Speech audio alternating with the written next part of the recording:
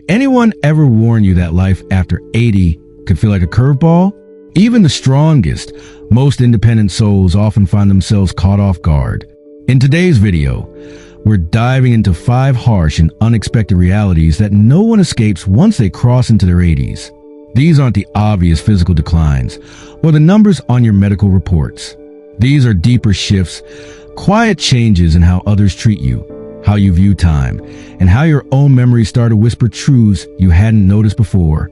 Some of these changes might be things you've already sensed but couldn't fully name. Others may catch you by surprise, yet they all share one thing in common.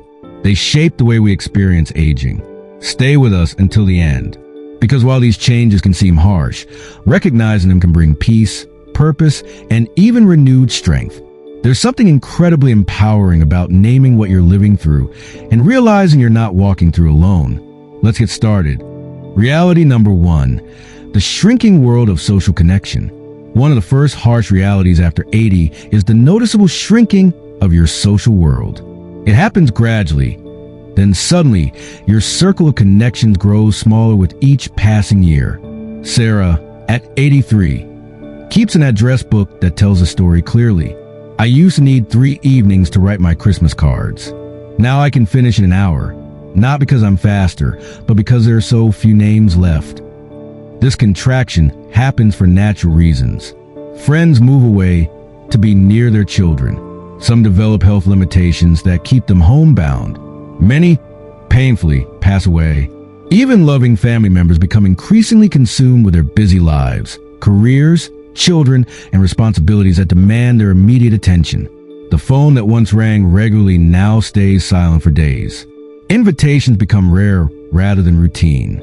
Birthdays that once meant gatherings are marked by brief calls. You find yourself spending more hours in silence than in conversation. What makes this particularly difficult is that meaningful social connection becomes more important to your health as you age, not less. Studies consistently show that regular human interaction is as vital as proper medication for seniors. Yet finding that connection becomes increasingly challenging precisely when you need it most. This isn't about assigning blame. Your children aren't neglecting you intentionally. Your remaining friends aren't staying away by choice. Everyone is simply caught in the currents of their own lives, often unaware of how the spaces between visits feel to you. The danger lies not in acknowledging this reality, but in how you respond to it. Many retreat further, assuming silence means they're forgotten.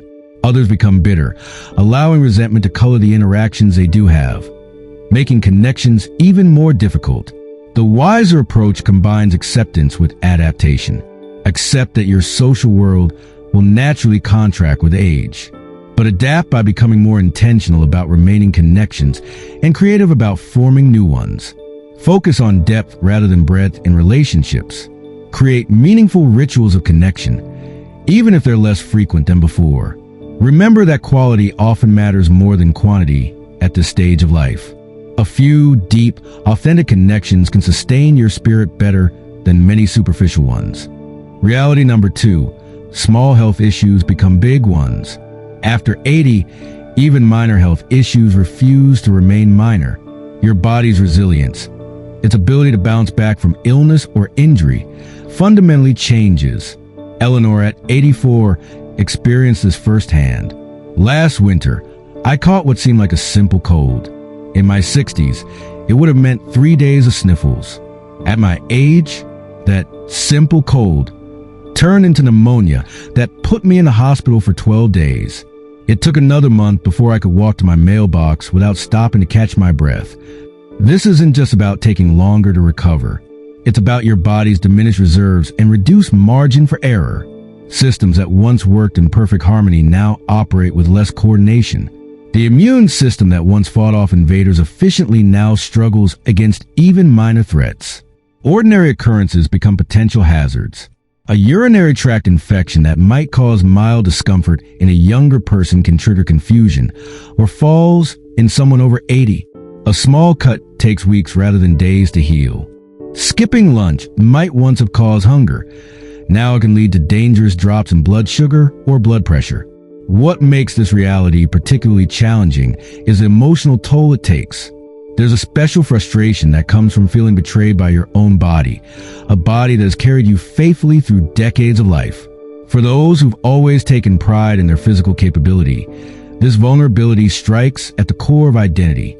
The path forward requires a fundamental shift in your relationship with your body, moving from command and control to partnership and respect. Those who navigate this territory successfully develop a more attentive awareness of their physical needs. They distinguish between discomfort that can be safely challenged and warning signs that demand attention. This means practical adaptations, organizing daily routines to conserve energy, scheduling important activities during peak energy hours, and breaking tasks into smaller segments. It requires being meticulous about medication schedules, nutrition, and hydration. Perhaps most importantly, it means developing compassion for your changing body rather than frustration, honoring it for its remarkable journey rather than resenting its current limitations.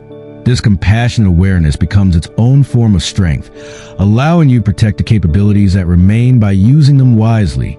Reality number 3, the quiet loss of visibility in social spaces. One of the most jarring changes after 80 is how quickly you become invisible in social settings. This fading happens not through malice, but through subtle cultural shifts that push older voices to periphery. Joseph, a retired judge whose opinions once shaped important community decisions, experienced this firsthand. At a family gathering, he tried 3 times to share relevant thoughts during a discussion about local politics, a subject where his insights held genuine value. Each time, someone younger spoke over him. Conversations flowed around him, and his voice, softer now with age, went unheard. "It's as if I've become transparent," he later confided. "Not through any unkindness, but because people somehow look past rather than at me now." This diminished visibility manifests in countless small interactions. The server at a restaurant who addresses questions to your younger companion. The doctor is directing explanations to your adult child while you sit right there. The family conversations where your stories, no matter how relevant, receive polite but disinterested nods before the topic quickly changes. What makes this reality particularly painful is that it occurs precisely when your perspective has been enriched by decades of experience. You've witnessed historical cycles others have only read about. You possess a depth of understanding that could add a valuable dimension to conversations, if only you were truly heard. This social fading stems largely from unconscious assumptions that older voices move too slowly for our rapid-fire culture, that references from earlier eras have little relevance to current issues, that technology and cultural changes have rendered elder perspectives obsolete.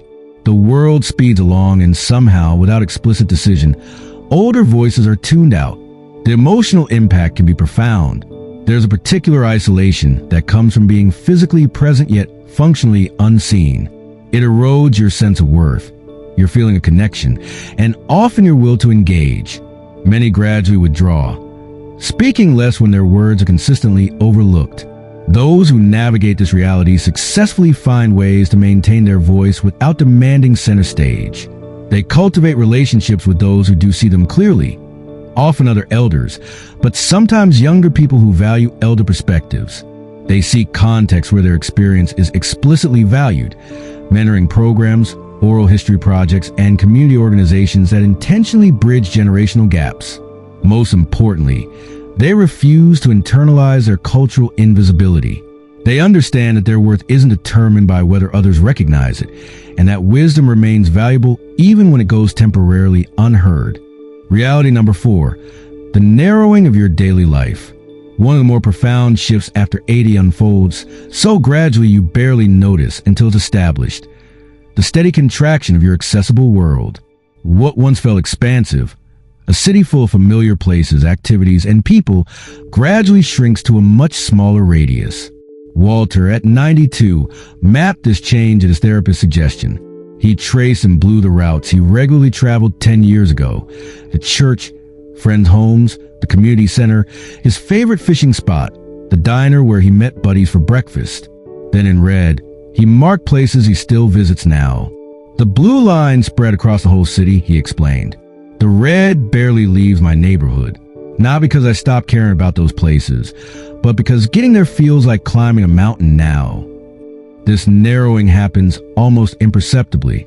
Perhaps you stop driving at night because headlights become disorienting. Then you limit driving to familiar routes only. Eventually, many give up driving altogether, immediately shrinking their accessible world to walking distance or places others can take them. The contraction extends beyond physical locations. Your social circle diminishes as contemporaries face their own mobility challenges, move away, or pass away. The neighborhood changes as longtime residents leave and newcomers arrive, often younger families too busy to establish the connections that once characterized community life. Even within your home, usable space may gradually shrink as stairs become challenging or certain areas feel unsafe to navigate alone.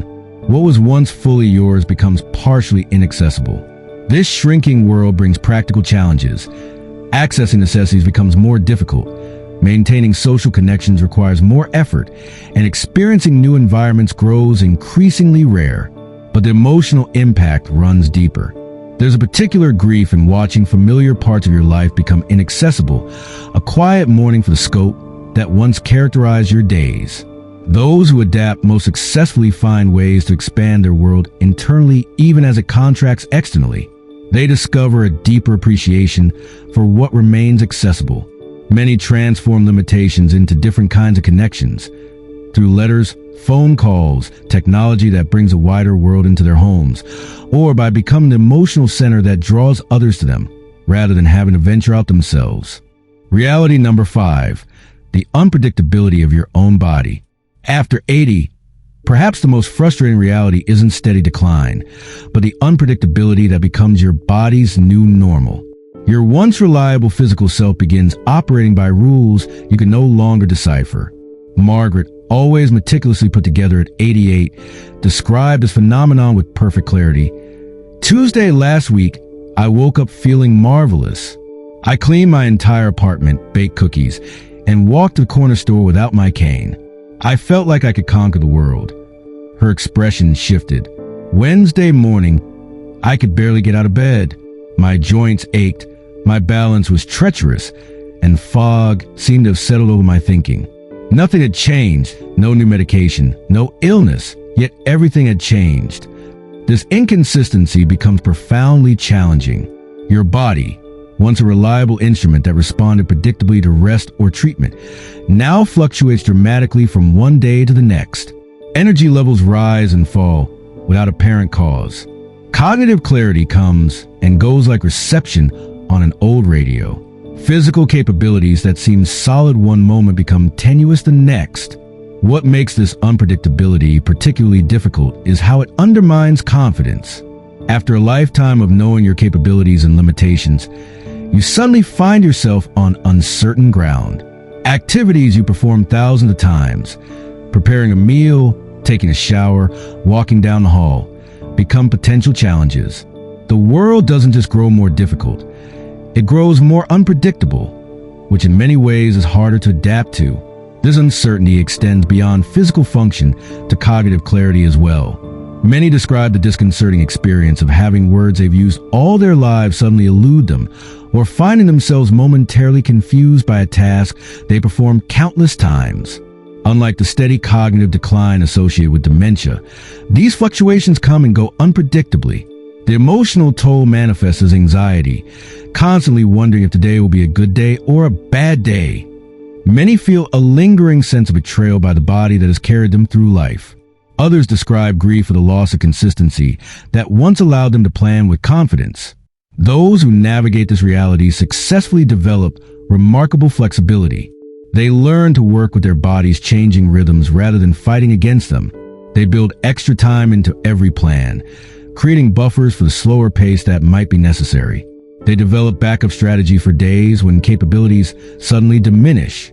Most importantly, they practice self-compassion rather than frustration. They recognize that these fluctuations aren't personal failures, but simply part of the territory of living a long life. This acceptance, the ability to move with unpredictability rather than against it, becomes its own kind of strength. We've just explored 5 harsh realities that emerge after 80, from the shrinking social circle to the unpredictability of your own body. These changes can feel like unwelcome visitors that arrive without invitation and refuse to leave. But here's a profound truth that emerges from those who've walked this path with grace. Acknowledging these realities isn't about surrendering to decline. It's about stepping into this chapter with your eyes wide open, prepared to live it more fully, more wisely, and yes, even more peacefully.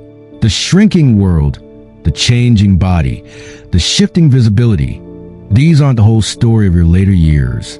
They're simply the landscape through which you now travel. How you navigate this terrain remains entirely yours to determine. Those who find the deepest peace aren't those who've somehow escaped these realities, but those who've learned to move through them with awareness, adaptability, and sometimes unexpected humor. Remember that recognizing your challenges isn't weakness, it's wisdom. Adjusting your expectations isn't giving up. It's creating space for new kinds of joy. Accepting help isn't surrendering independence. It's embracing interdependence, which has always been the true human condition. What stood out most to you from these 5 realities? What have you noticed in your own life or in someone close to you? I'd love to hear your thoughts in the comments below. Share one insight that resonated with you and how you plan to respond to it. Your experience might be exactly what another viewer needs to hear today. Because ultimately, growing older doesn't mean losing worth. It means gaining perspective. And when we face these realities together, we build strength not just within ourselves, but in one another.